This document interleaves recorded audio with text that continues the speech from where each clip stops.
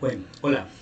Con este video damos inicio al curso de Estadística Descriptiva de la Universidad del Valle para Contaduría.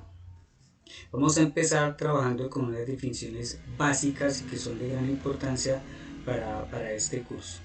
Pero primero miremos pues la importancia que, que ha tomado la estadística en los últimos tiempos. Yo diría que especialmente en los últimos 50 años, ¿sí? Donde la estadística ha incursionado, digamos que en la totalidad de las ciencias. Nosotros regularmente hemos escuchado de la estadística en algunos campos, ¿sí? Digamos que en, en el campo deportivo, digamos que de encuestas o alguna que otra cosa, pero no la visualizamos en todas las ciencias. Y últimamente, como les decía, la estadística, digamos que es una ciencia auxiliar para todas las ciencias, ¿sí? Entonces, es una ciencia y pues, es una gran herramienta que ayuda particularmente y principalmente a lo que es la toma de decisiones, ¿sí? Ya hoy generalmente pues, los administradores, ustedes como contadores, tienen que tomar decisiones y la estadística es una gran herramienta que les permite ayudar a tomar más y mejores decisiones. Los críticos de la estadística afirman que a través de ella es posible probar cualquier cosa, ¿sí? Lo cual es un concepto profano que deriva de la ignorancia, ¿sí? Y básicamente de la persona que maneja la estadística, ¿sí? Podemos decir que muchas investigaciones pueden ser tendenciosas, ¿sí? Y que tienen de pronto una finalidad intrínseca, ¿sí? Podemos tomar como ejemplo los políticos, ¿sí? Los políticos cuando realizan una encuesta o cuando realizan una investigación estadística, ellos generalmente cuando dan a conocer eso, tienen allí, digamos, la particularidad de que manejan esas situaciones, esos datos, esa estadística para su propio beneficio, ¿sí? Entonces podemos decir que por ignorancia o digamos que por negligencia utilizan o abusan de la estadística y utilizan los modelos inapropiados y muchas veces razonamientos ilógicos que, que pues pueden conducir a un fracaso rotundo en esas investigaciones. La estadística pues debe ser bien manejada para que arroje los mejores resultados. Voy a poner por aquí un ejemplo que fue un fracaso muy conocido en el manejo pues, de lo que es la estadística. Se trata del error cometido por una empresa pues, consultora y encargada de pronósticos en elecciones. Se trata de las elecciones de 1936, ya que hubo elecciones ahora último en Estados Unidos, y esta empresa afirmó que Franklin Roosevelt obtendría 161 votos electorales y Alfred Landon 370. La realidad mostró que Roosevelt obtuvo 523 votos y Landon solo con 8. ¿Sí? Entonces, más adelante miraremos detenidamente por por qué sucedió este fracaso. Ténganlo en cuenta para el final del video. Miren otro caso del manejo de la estadística y digamos cómo en el contexto que lo manejemos puede dar malas interpretaciones. Los invito a que lean este pequeño texto, ¿sí? Y ustedes que entenderían el caso. Por ejemplo, dice, un 27,7% de universitarios colombianos abusa o depende de las drogas. Que aquí están haciendo algo como, digamos que una acusación, ¿no? Casi que literal podría decir yo, de acuerdo a eso, eh, que de cada 50 estudiantes, al menos 13 consumen o abusan de las drogas. ¿Sí? Entonces podríamos estar diciendo que las personas que están viendo este curso, que son aproximadamente 40, unas más o menos unas 10 personas podrían estar en este grupo de personas del que habla el texto, que es un texto del periódico El Tiempo de noviembre 26 de 2009. ¿Listo? Entonces, mire las particularidades del mal manejo de lo que es la estadística. Entonces, son cosas que debemos tener en cuenta para este curso. Con frecuencia nosotros hemos escuchado en periódicos, revistas, ahora en internet, pues que la información la vemos por todo lado y podemos encontrar situaciones como las que aparecen aquí. ¿Sí? Por ejemplo, dice la Asociación de Agentes Inmobiliarios informó que la mediana del precio de venta de una casa en Estados Unidos es de 215.000. ¿Sí? Podemos escuchar que más del 40% de los directivos ascienden por escalafón. El promedio de industria, cosas como es, o más recientemente, ahora con el COVID, podemos encontrar cosas como estas, donde encontramos cifras a diario, momento a momento, cada segundo tenemos cifras en los últimos 8 o 9 meses y encontramos a toda hora gráficas y cosas como estas, ¿sí? Muertes por COVID en Colombia, el porcentaje de mortalidad, el número de muertes, y hacemos o nos muestran comparaciones entre diferentes territorios, ¿sí? Como está por ejemplo aquí Bogotá, Valle del Cauca, y digamos que en esta situación la estadística ha estado presente en todo momento, lo cual nos muestra, digamos, la particularidad, la importancia que toma la estadística actualmente en todos los sucesos de la vida, ya que antes sucedía particularmente que, digamos, la estadística se daba, pero de una forma, digamos, natural, ¿sí? Por ejemplo, hemos escuchado la historia cuando Isaac Newton, sí, que estaba por allá en un árbol y que le cayó la manzana y que de acuerdo a eso él se preguntó muchas cosas y empezó a hacer averiguaciones ¿sí? Y tomó sus notas y sacó sus datos y hizo digamos, el análisis de esos datos. O por ejemplo, cuando el señor Alexander Fleming, ustedes conocen, el que inventó la penicilina, él simplemente hizo la observación en algún momento que dejó por allá un pan y vio que le salía una levadura, un hongo, ¿sí? Y de acuerdo a eso también él hizo sus análisis y empezó a estudiarlos. Ya hoy en día, digamos que esas situaciones dejaron de ser un tanto naturales, ¿sí? Porque ahora las estamos creando, las estamos generando, ¿sí? Entonces se deben diferentes estudios que nos permiten llegar a conclusiones y pues en la actualidad donde tenemos un mundo donde información es la que nos sobra, entonces la estadística toma un valor bastante importante. Cuando trabajamos con estadística, pues lo principal es definir la estadística. Si ustedes van y buscan información de qué es estadística, podemos encontrar una infinidad de definiciones. ¿Sí? Por ejemplo, como está por aquí, que es la ciencia que se encarga de la recolección de grandes masas de datos y presentación, puede ser una. O pueden encontrar por allá, dice que es una rama de la matemática que se encarga, o sea, por acá, como lo dice, la estadística, un método empleado en la toma, sí, pues, como les digo, pueden encontrar infinidad de datos. A mí particularmente me gusta quedarme con la siguiente, donde vamos a decir que la estadística es la ciencia encargada de recolectar, analizar, representar e interpretar datos.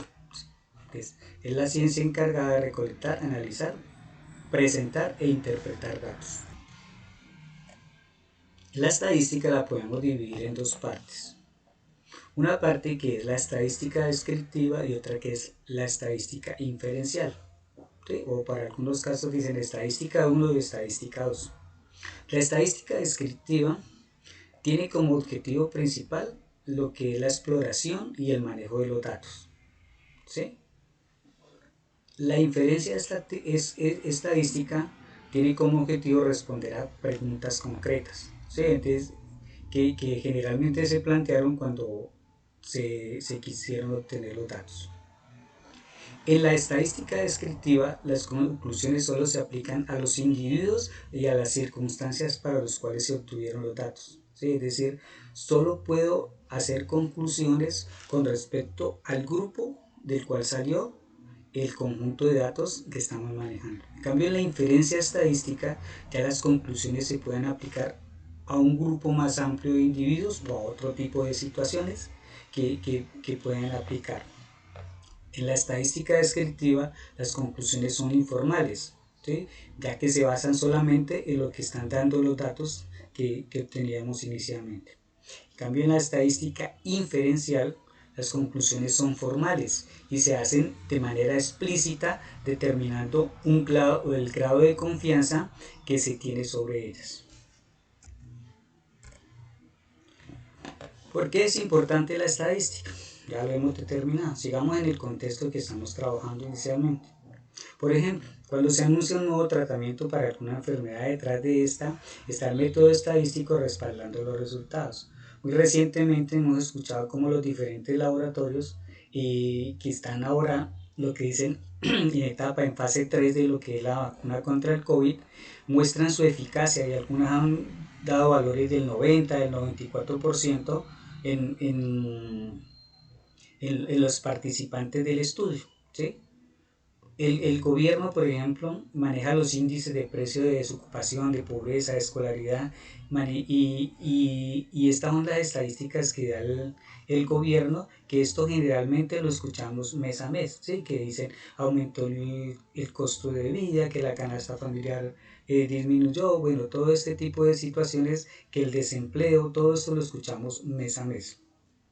En el control de calidad, ¿sí? Por ejemplo, en la industria, eh, la estadística toma un papel importante, ya que es la herramienta fundamental en el manejo de lo que es el control de calidad. Por acá les dejo esta frase donde dice que llegará el día en que saber estadística será tan importante como leer y escribir para el ejercicio de la ciudadanía. El papel de la estadística en la administración, básicamente el administrador, por su responsabilidad, debe generalmente cuantificar el riesgo y, es decir, tiene que estar tomando decisiones, ¿sí? Que se dan de acuerdo pues a su día a día. Entonces, muchos problemas en la administración involucran procesos y fenómenos naturales que presentan variaciones, ¿sí? y aleatoriedad inherente a ellos. Entonces, lo que hacen que no puedan ser descritos o caracterizados de manera exacta, lo que puede llevar a que cuando los manejamos se cometan errores, ¿sí? Y muchos de gran magnitud. En la toma de decisiones, estos errores o estos posibles fenómenos, procesos, pues puede llevar a que tomemos malas decisiones. Entonces, ¿cómo puede el administrador cuantificar el tamaño del riesgo? ¿Cómo obtener una estimación de la magnitud de un efecto de particular importancia en un proyecto que garantice que se actúa hacia el lado de la seguridad en cuanto al riesgo, pero sin perder de vista la racionalidad económica o práctica? Pues estos interrogantes los podemos, digamos que, solventar o contestar a través de lo que es la teoría de la probabilidad y la estadística. Entonces, miremos. Ya concluimos que la aplicación de la estadística está en todos los valores, está en, digamos que en todos los campos profesionales, ¿sí? En la contaduría, en las finanzas, en la producción, en la economía, ¿sí? En toda parte donde digamos que incluso ya ahora en lo social la estadística también está siendo bastante utilizada. Cuando trabajamos con estadística, eh, el problema ahora ya no es, digamos que, la falta de información, ¿sí? Ya hoy en día no tenemos escasez de información, sino que el problema es cómo utilizar la información para tomar las mejores decisiones. Podemos sintetizar esto en 4 razones fundamentales.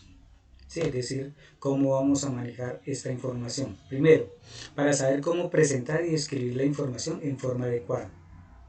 Segundo, para saber cómo obtener conclusiones sobre poblaciones grandes basándose solamente en la información obtenida de una muestra.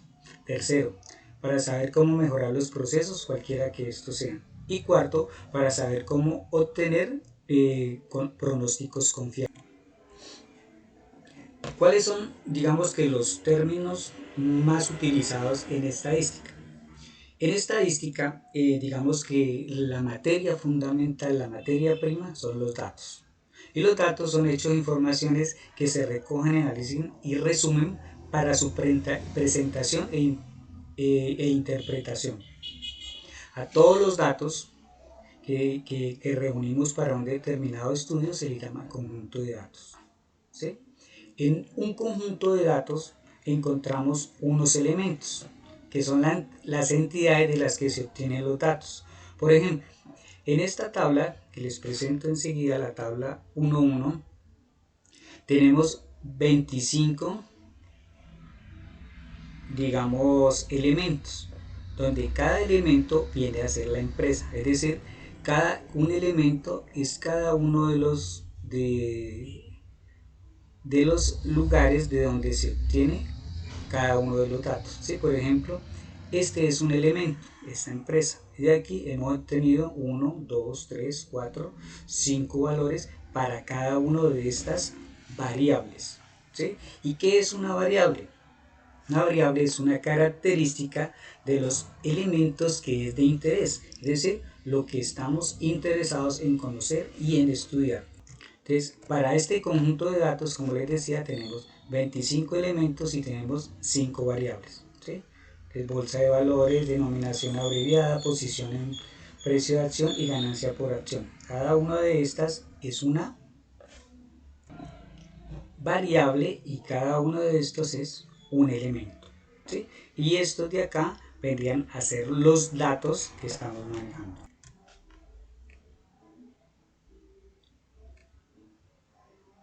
Cuando trabajamos con las variables, nosotros tenemos que caracterizarlas, ¿sí? Vamos a darle a cada una de esas variables una medición, ¿sí?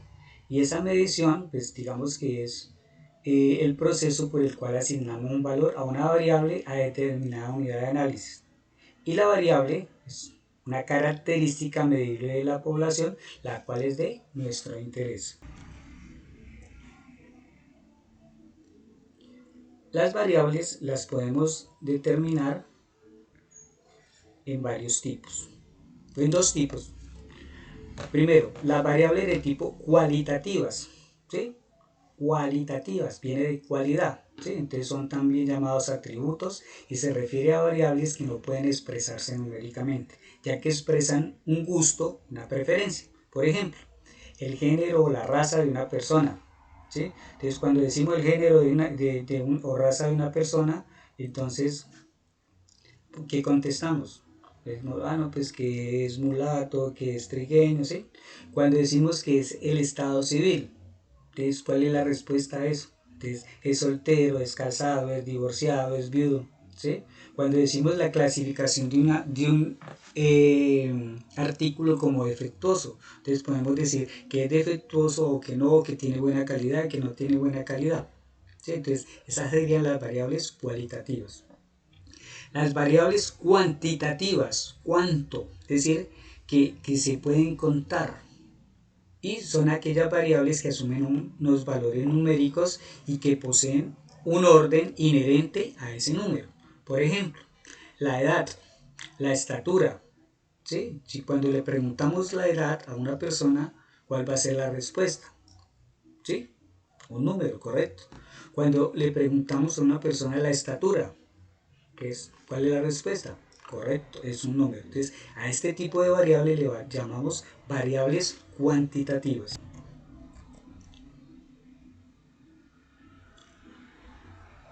De acuerdo al tipo de variable vamos a encontrar unas escalas de medición. Para las variables cualitativas, recuerden las de una cualidad, una preferencia, un gusto, encontramos la escala nominal.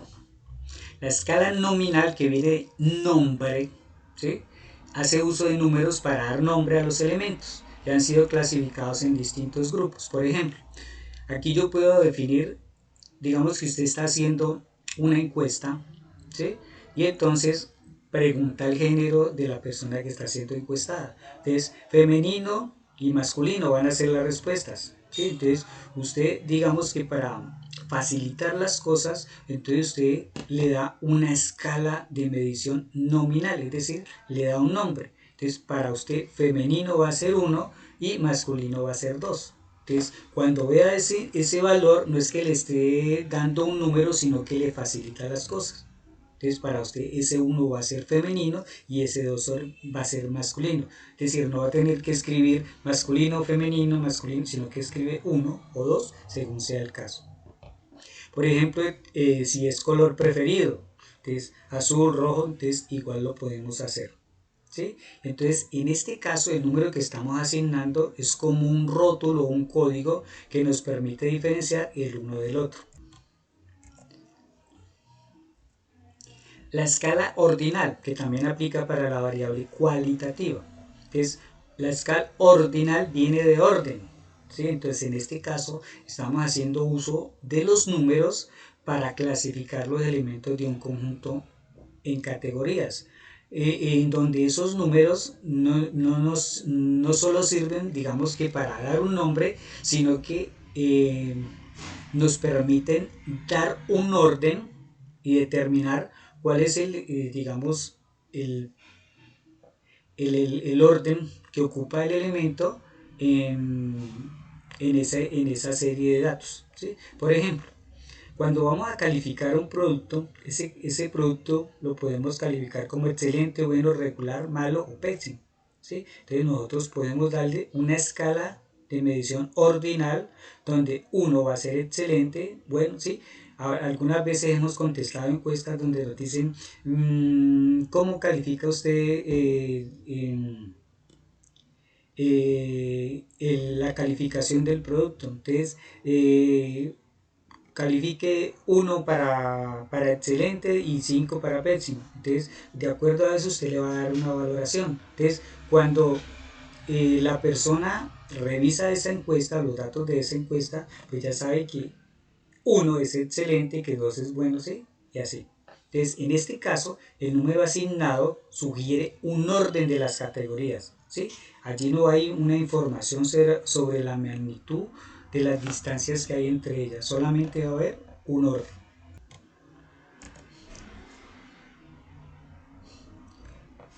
Para las variables cuantitativas, recuerden las que se pueden contar, que se pueden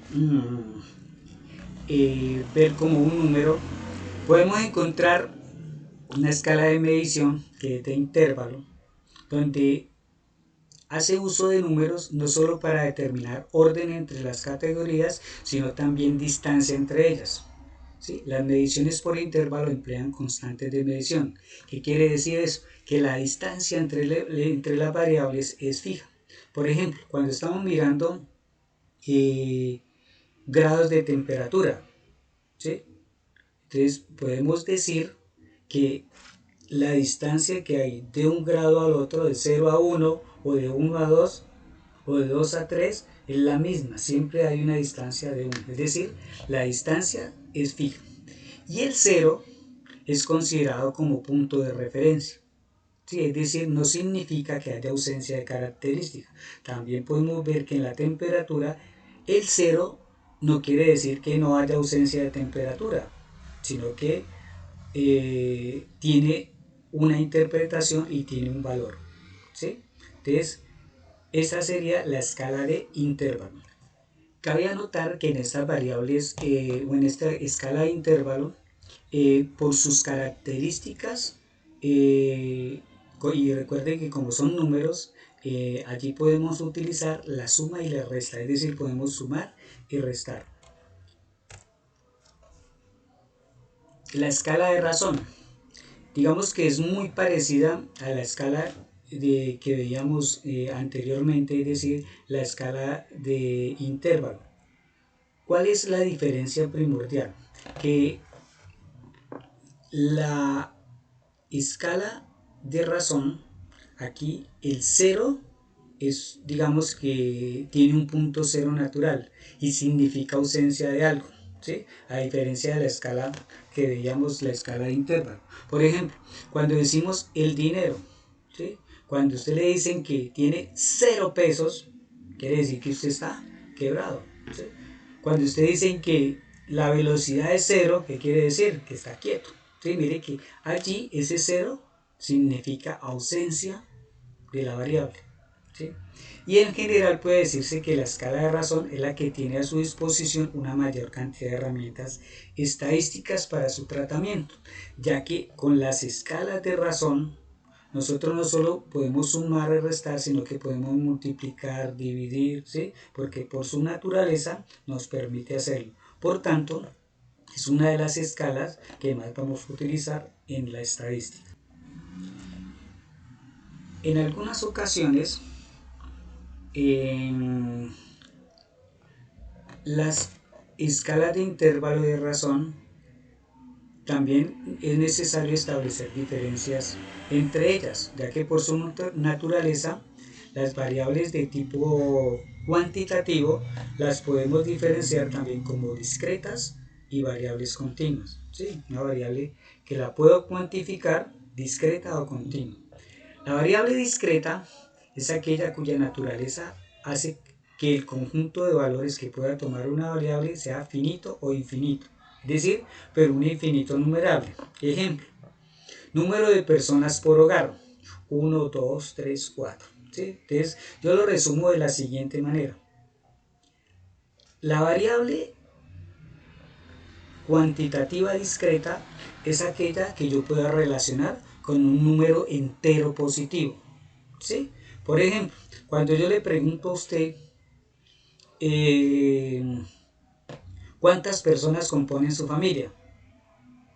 ¿Usted qué dice? Pues usted cuenta el papá, la mamá, los hermanos y dice, somos 5. ¿Sí? Usted no contesta, somos 4,5 o somos 5,5. ¿Sí? Allí no hay digamos, cabida para los números reales. Sí, allí todos son enteros positivos. Entonces, cuando la respuesta o cuando el valor numérico es un entero positivo, digamos que tenemos una variable de tipo discreto. Cuando una variable de tipo continuo, cuando la relacionamos ya con un número real. ¿Sí? Recuerde que allá en matemáticas, cuando usted vea los números reales, allí podemos incluir lo que son las fracciones y lo que son los decimales. ¿Sí? Es decir, cuando dentro de esa variable hay cabida para un número decimal, entonces sabemos que tenemos una variable de tipo continuo. Por ejemplo, la estatura de una persona entre 1,60 y 1,70. ¿Sí? Y cuando miramos entre dos valores, ¿sí? Por ejemplo, en el campo de los números reales, perdón, el campo de los números enteros, entre 1 y 2, usted dice que la distancia es 1, ¿sí? O no hay números allí, entre ellos dos, ¿sí? Está el 1 y está el 2. Pero cuando ya estos dos valores los llevamos al campo de los números reales, ya sabemos que entre 1 y 2 hay una cantidad infinita de valores, ¿sí? Porque aparece el 1001, 1,51, ¿sí? Entre 1 y 2 ya aparecen una cantidad infinita de valores. Entonces, aquí está como el resumen de lo que son las variables, cómo las podemos clasificar. ¿Sí? Si de pronto quieres ahondar un poquito más en el tema, recortar o ver otra cosa, te sugiero que veas el siguiente video.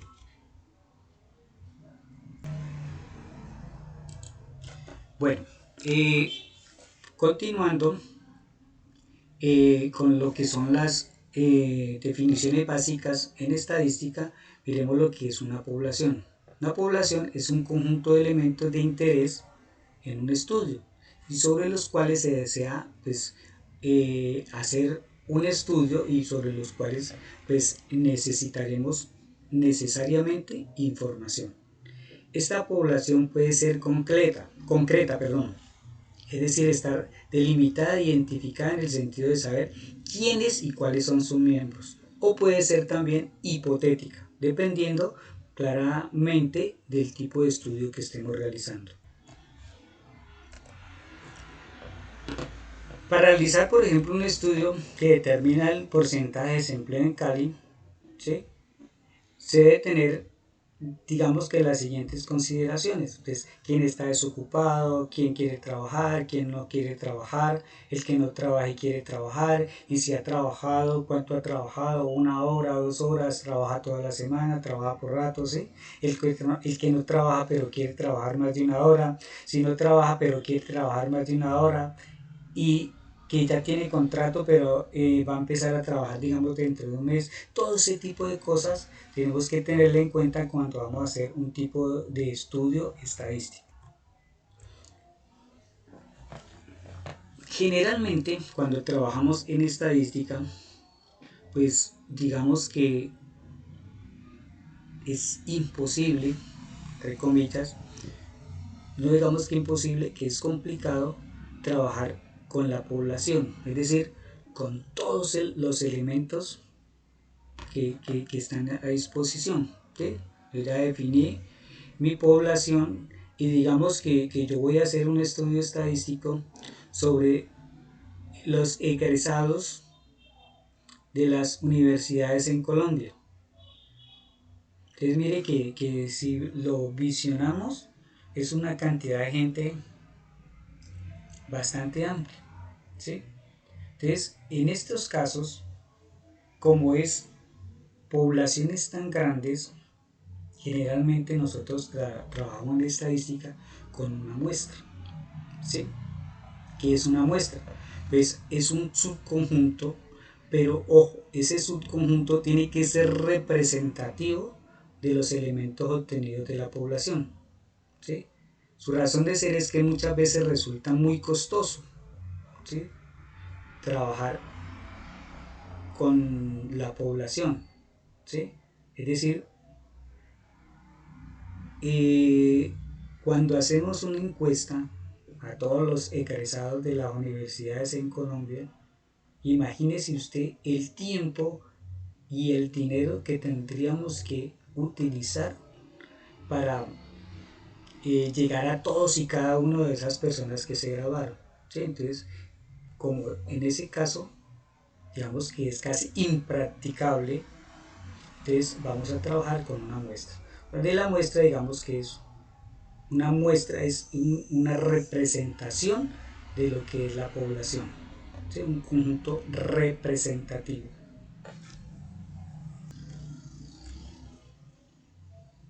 La muestra debe conservar la estructura de las características y las relaciones que se quieren observar, que los alejamientos se van solamente a la acción del azar. ¿Sí? Todas las unidades de la población deben tener la misma probabilidad de ser seleccionadas en la muestra. ¿Sí? El mecanismo de selección debe ser tal que se conozca la probabilidad que tiene cada unidad de la población de ser incluida en la muestra. ¿Sí? Una buena muestra es aquella que refleja las características esenciales de la población de la cual se obtuvo. Por ejemplo, digamos que el grupo de ustedes son 50 estudiantes, de los cuales hay 25 hombres y 25 mujeres. Entonces vamos a hacer un estudio y vamos a definir cuánta plata gastan en fotocopia los estudiantes de este grupo de contaduría, por decir algo. Entonces, si son 25 hombres y 25 mujeres, y yo voy a trabajar con 10 personas, ¿sí?, voy a trabajar con una muestra de 10, ¿qué quiere decir eso? Que lo lógico es que en ese estudio haya 5 hombres y haya 5 mujeres. ¿Sí? De lo contrario, la muestra, digamos que no va a ser representativa. En cambio, puede ser que por su género, ¿sí?, gasten más o gasten menos. Puede pasar, ¿cierto? Entonces, eso puede ser una incidencia que que maneje pues o que implique o que se refleje en la estructura de los datos. Si de ese grupo, por ejemplo, yo tomara en mi muestra 7 mujeres y 7 hombres, ¿ustedes creen que eso sería representativo? O lo contrario, que yo saque 7 mujeres y 3 hombres, ¿ustedes creen que eso sería representativo? ¿Sí? Entonces, una muestra, recuerden, siempre debe ser representativa.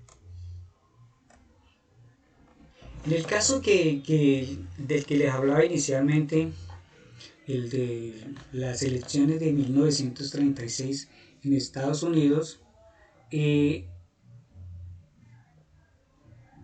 la empresa pues, enviaron un formulario por correo a 10 millones de personas que fueron, mire, elegidas al azar. Ese elegida al azar, mire que está entre comillas.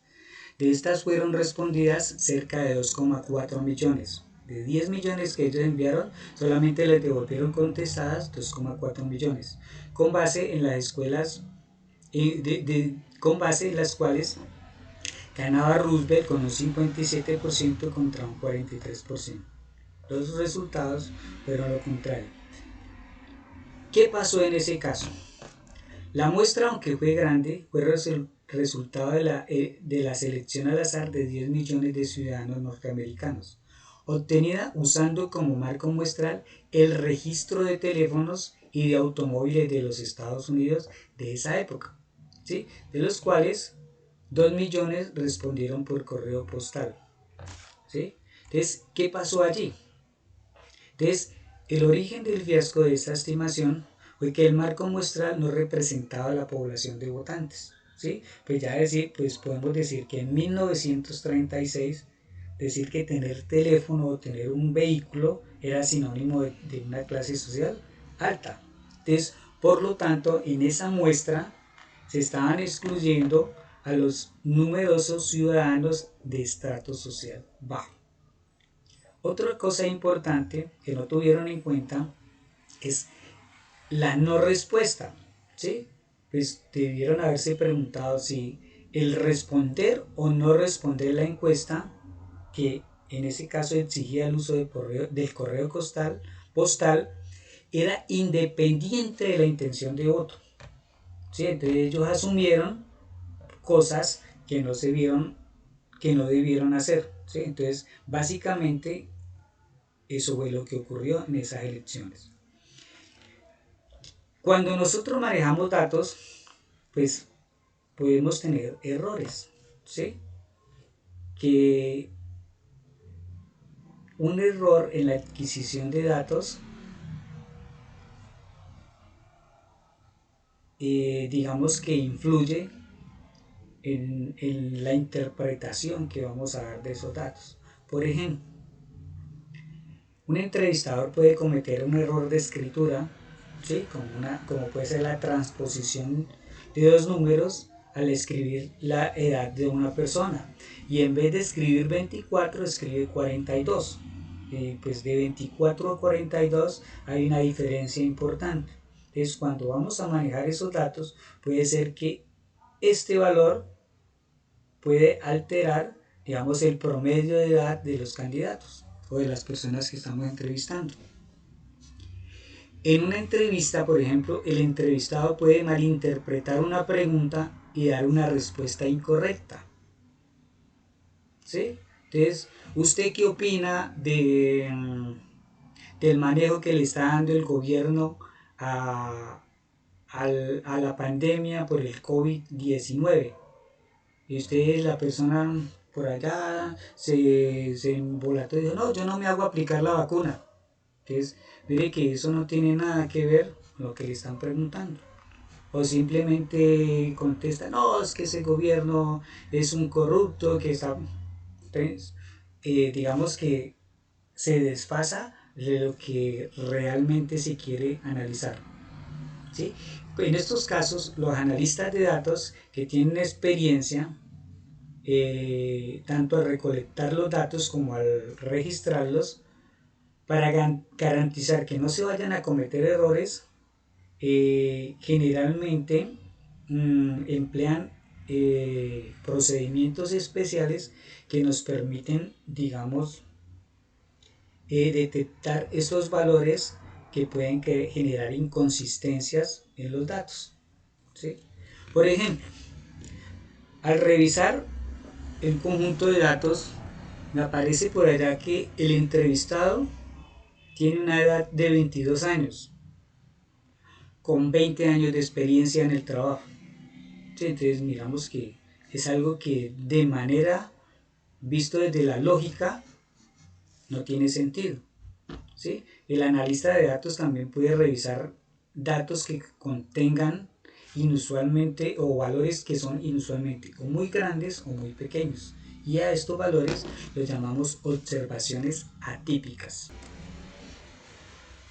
Entonces, cuando una muestra representativa, muchas veces hemos escuchado, no, es que para una muestra representativa, si está dada por el 10% de las observaciones, mentira.